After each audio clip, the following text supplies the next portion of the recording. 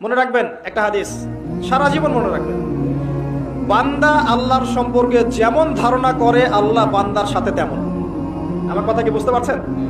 বান্দা আল্লাহর সম্পর্কে ঠিক যেমন ধারণা করবে আল্লাহ বান্দার প্রতি হুবাহু তেমন থাকে। দেখবেন, এক্সাম্পল দেখাবো।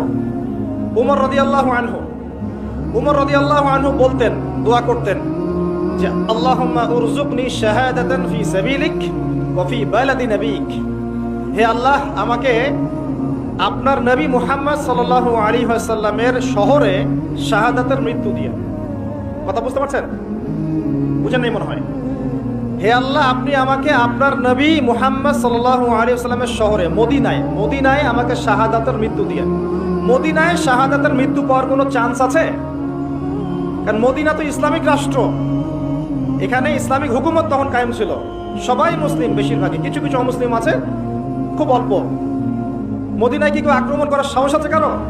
পুরো মদিনা ইসলামিক স্টেট, মদিনা দিকে চোখ তুলে দেখানো কারো সাহস নাই। তাহলে এখানে কিভাবে একজন শাহাদাতের মৃত্যু পাবে?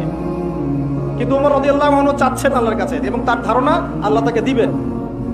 ঠিক একদিন ফজরের নামাজে উনি কিরাত করছেন, বিসমিল্লাহির রহমানির রহিম আলহামদুলিল্লাহি রাব্বিল আলামিন করতে করতে গায়রিল মাগদুবি আলাইহিম ওয়ালাদ-দাল্লিন শেষ হতে হতেই পিছন থেকে একজন এসে তাকে ছুরিকাঘাতে হত্যা করে।